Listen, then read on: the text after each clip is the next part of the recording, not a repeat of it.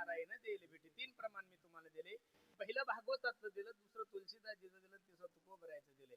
या कलियुगामध्ये सर्वात सोपं साधन, कारण बाकीचे साधन तुम्हा आम्हाला शक्य का नाही कलियुगामध्ये? आयुष्य मर्यादा थोडी, अल्पायुष्य मानव देह शत गणिले ते अर्धरात्र खाय मध्ये बालत्व पिढा रोगक्षय काय भजनाशी उरले ते पाय का. लक्ष देऊन कीर्तन ऐका.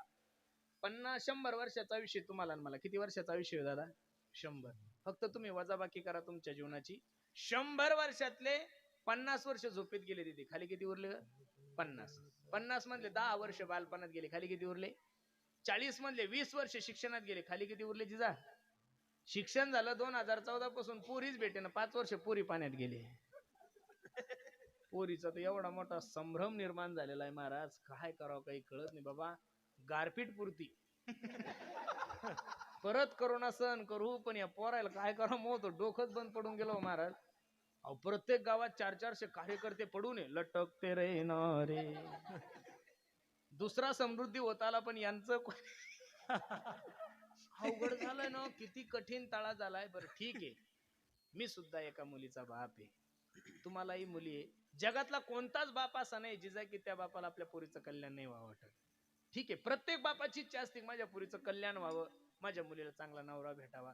पण माया हो, तुम्ही सुद्धा ऐका आणि तुम्ही सुद्धा ऐका. जर एखाद्या मुलीकडे 2 एकर जमीन असेल जिजा, किती? 2 एकर जमीन, जेमतेम परिस्थिती 2 खोल्या आहे, मग त्या पोरीच्या बापाने त्या पोरीच्या मायाने किती अपेक्षा करावं? जवळकडे किती जमीन असली पाहिजे? कमीत कमी 5 एकर धरली पाहिजे. किती? तेवढ्यावर थांबतच नाही या. जिच्याकडे 2 एकर आहे तिला असं वाटतं की माझ्या जवळकडे 50 एकर पाहिजेत, 15 पाहिजेत. परत जवाई नोकरीला लागलेला पाहिजेत. आणि पोरगी 1 पट शायनी तर माय 1.5 पट शायनी असती. ती म्हणती माझी पोरगी शेतात येणार नाही, आणि मग जमीन काय आलाय? जमीन काय? अहो शेंबडे, तुही पोरगी जाणार नाही ना शेतात, मग जमीन काय आला पाहिजेत?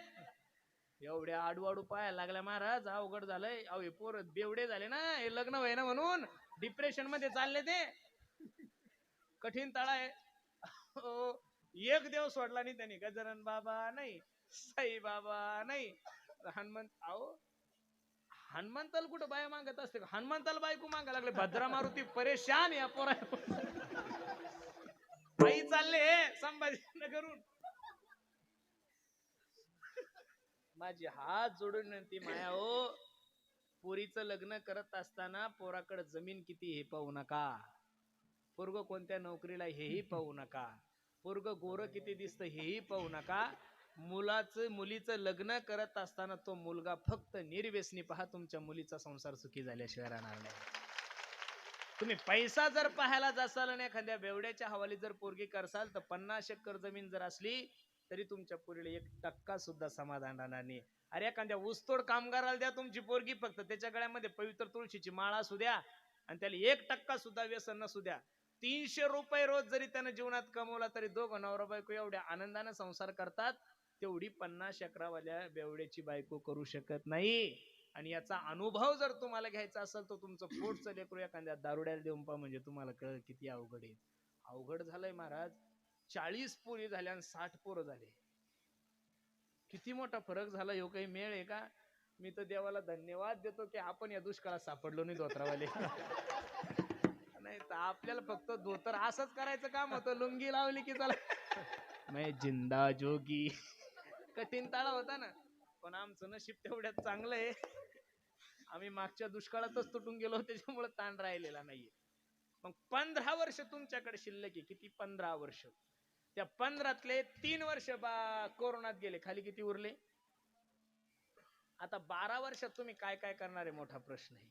बाकीच्या सर्व गोष्टीची गॅरंटी घेता येईल. माईक घेण्यासाठी त्या माईकची गॅरंटी आहे, चांगली वॉच घेण्यासाठी त्या वॉचची गॅरंटी आहे, बल्ब घेण्यासाठी त्या बल्बची गॅरंटी आहे, आयफोन घेण्यासाठी त्या आयफोनची. माणसाची काय गॅरंटी आहे?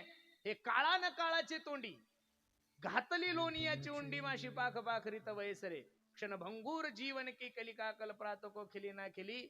अहो कपातला चहा कपातला असताना बसला लोक म्हणे चहा पितो, मरायला उशिराच लागत नाही. मग एवढं अल्प आहे, कधी जाईल काही सांगता येत नाही.